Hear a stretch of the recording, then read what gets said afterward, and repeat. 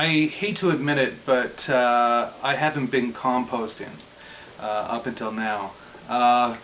Basically, what I told myself was that it was too much work because you got this box and then you pile your veg on top and grass clippings and everything, and then you got to turn it over and add water and stuff like that, and it was too much in my head. It was too much work, and I feel like a cop-out saying that, but that's what I told myself. So the other morning I woke up and said, no, I'm going to change that. We've been saving our coffee grounds and our egg shells and stuff, and so I said, I'm going to build them. I'm going to build a composter. But I'm going to build a composter that's easier to use. Now, hopefully this is easier to use. Here it is. Here's what I built. Now, it might look a little Frankenstein-y, but, you know, turn it.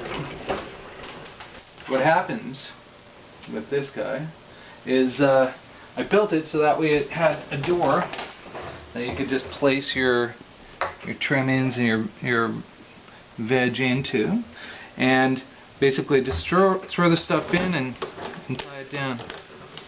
Okay, so I put a couple of clamps here. You can lock that down. I don't know why you would want to lock it, but basically that's all set up there. And now I used some rivets. You could use little bolts if you need to, but I used rivets on this guy because it was just so much easier. I used little screws on this one, but I like the rivets because they held it really tightly. As you'll see here, I actually added a secondary portion. I got 2 of these barrels from a local U-brew, and one of these I just cut a larger swath and riveted it in, and it seems to work okay. Basically it just makes it so that there's no real pressure against this plate when it's upside down, and yeah, it doesn't fall through, so tighten it down. So there you go. And one of the big problems I had in my head was that I was going to have a real problem with the swivel because I needed some sort of bearing thing, and you can't really buy, you know, really beefy Lazy Susan bearings, so I decided to make some. What I did is I got some of these metal fittings. Now these pipes and elbows and caps are all just regular metal fittings that you get from Home Depot, and this guy here, which is it's some sort of a floor cap, and it screws directly into one of these fittings.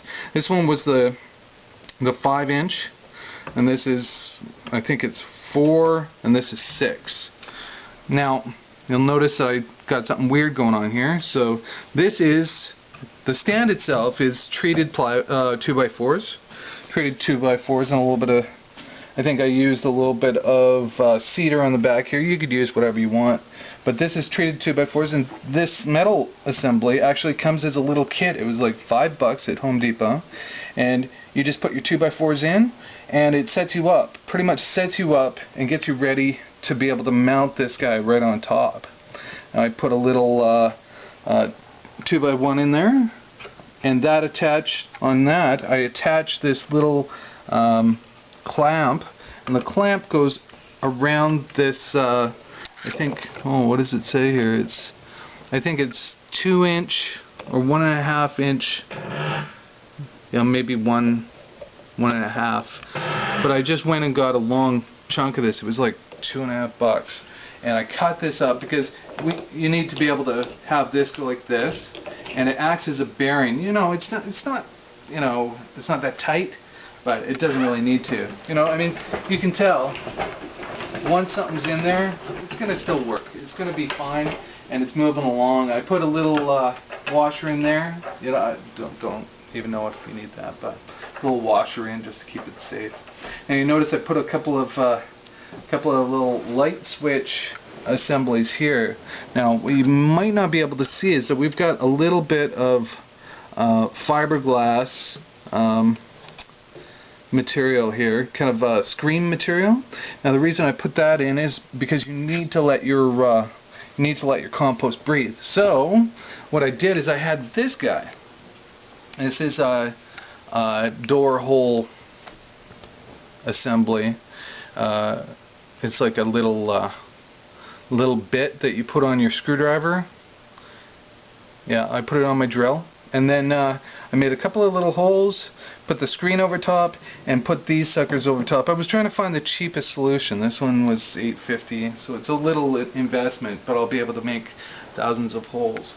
But then I put the screen over, put this on, and then cut around, so that way I've got screens, 2 screens on this side, 2 screens on the other side. We've got adequate ventilation through here, and then we'll be fine. I'll be able to add the compost, add a little bit of water if I want to, and there you go. I've got an assembly that hopefully will last years, you know, and all of these parts cost, you know, a couple of bucks. So even if I need to repair something, I've got everything I need, and there you are. Thank you very much for watching.